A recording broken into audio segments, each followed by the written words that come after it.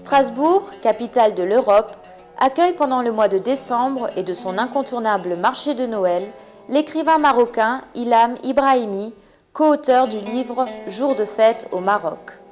L'ouvrage, dont la promotion coïncide avec le 50e anniversaire de l'indépendance, révèle les différents aspects de la vie marocaine, qu'elle soit historique, sociologique, religieuse ou culturelle.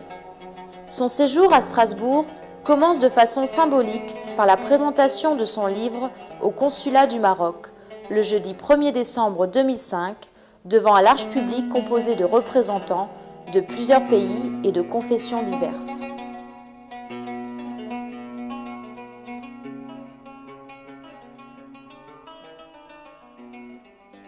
Mesdames et messieurs, amis du Maroc et amis de la fête, Strasbourg a illuminé ses rues il y a quelques jours et le consulat du Maroc, pour ne pas rester en reste, a souhaité, dans le cadre de la célébration du 50e anniversaire de son indépendance, le célébrer avec faste et beauté.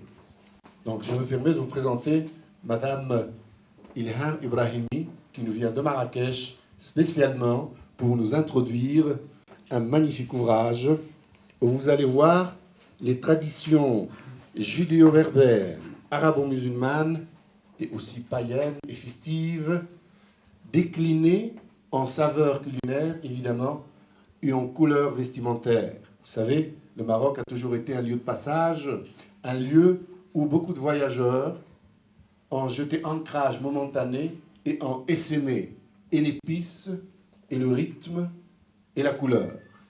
Ce soir, je suis particulièrement heureux que ce soit une femme qui, en ce moment où le Maroc vit un moment essentiel et important de son histoire, où Sa Majesté le Roi, surtout par la deuxième et troisième génération, a donné le droit à l'épouse et à la Marocaine de transmettre sa nationalité à son enfant, en ce moment où le Maroc construit son état de droit, en ce moment où le Maroc parle de son projet de modernité à travers un nouveau code de la famille, en ce moment où le Maroc, sud-méditerranéen, est un pays qui souhaite jouer son rôle civilisationnel important en tant que pays stabilisant la Méditerranée, la rendant plus sereine, moins inquiète, la culture, et pour nous Marocains, à travers la langue française, outil de travail, de communication et d'amour aussi, nous permet ce soir de vous accueillir en langue,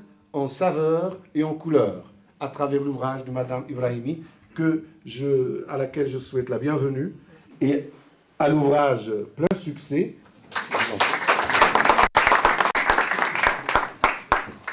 Bonsoir, je suis ravie d'être parmi vous ce soir. Vous m'honorez par votre présence.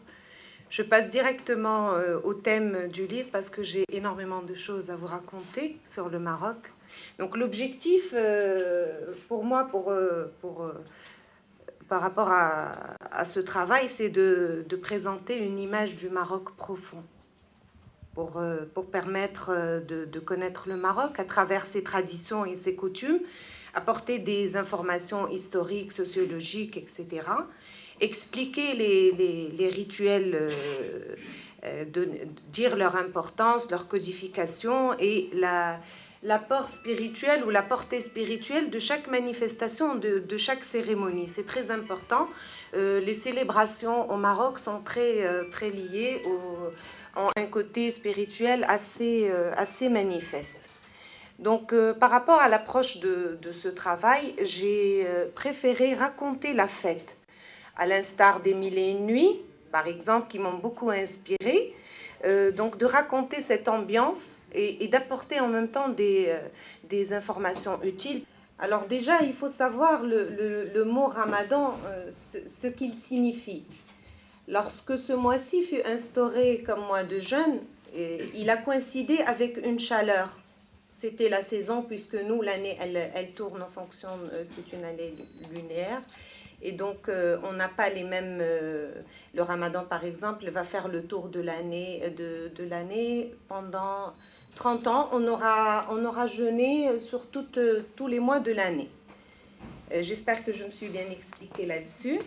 Et donc, lorsqu'il fut institué mois de jeûne, c'était en pleine période de chaleur. Et Ramada en langue arabe veut dire chaleur, grande chaleur, à tel point qu'on a l'impression que la terre va brûler. Donc, on peut imaginer un petit peu la chaleur de l'été en Arabie Saoudite, où il a été institué la première fois. Et donc, ça a coïncidé également avec la période de cueillette des dattes, et d'où cette habitude de rompre le jeûne avec des dattes et du lait. Et par contre, il y a un phénomène social qui est aussi en voie de disparition et qui s'appelle boujloud. Boujloud, ça veut dire celui qui porte la peau.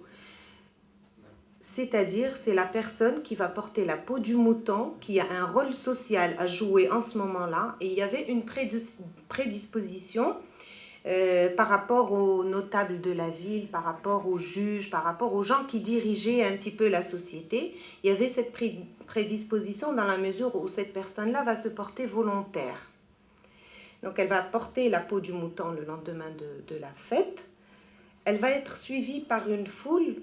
Alors, des admirateurs et en même temps des personnes qui vont avec elle improviser une pièce de théâtre devant les notables pour leur dire leur dépassement, pour caricaturiser un petit peu leur partialité et en même temps pour proposer des solutions. Il y a également un sujet sur lequel je voulais parler, c'est que le droit musulman autorise la femme, lorsqu'il y a contrat de mariage, autorise la femme à poser des conditions. C'est-à-dire que ce sera comme un mariage civil où il y a des conditions, il y a des articles, il y a des stipulations, etc. Mais seulement dans la culture, marocaine, il y a ce départ de bonne foi.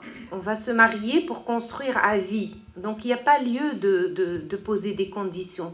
Et la femme marocaine, jusqu'à récemment, n'a jamais utilisé ce droit de poser des conditions, même par rapport à la polygamie.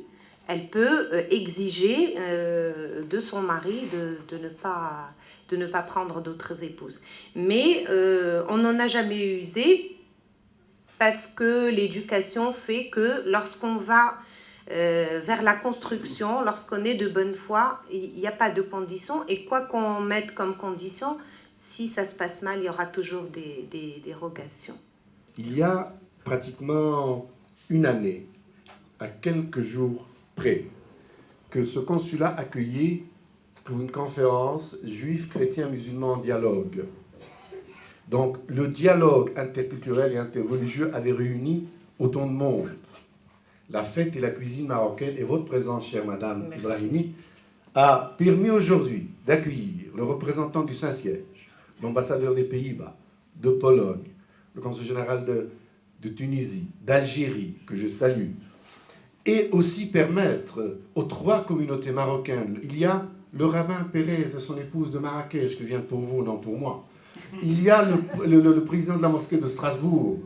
Il y a les amis juifs de Meknès et de Fès, qui ont laissé les enfants à la maison. Je sais qu'ils sont seuls, et dont je salue la présence. Il y a les amis du Maroc et beaucoup de mes collaborateurs qui se faisaient rares ces derniers temps. Et je les vois. Donc je suis heureux que la fête, que ce côté festif ait pu interpeller et intéresser autant de monde. Il y a beaucoup de Marrakchi parmi nous ce soir. Marrakchi ? Glaoui. Glaoui, voilà. Et donc cette vitrine est composée pour accueillir dans la diversité socioculturelle et religieuse cette terre marocaine que nous portons tous, non pas uniquement les institutionnels, mais les Marocains et Marocaines qui ont choisi l'ailleurs pour y essaimer leur savoir-faire et leur attachement aux valeurs civilisationnelles de leur pays. Eh bien, si vous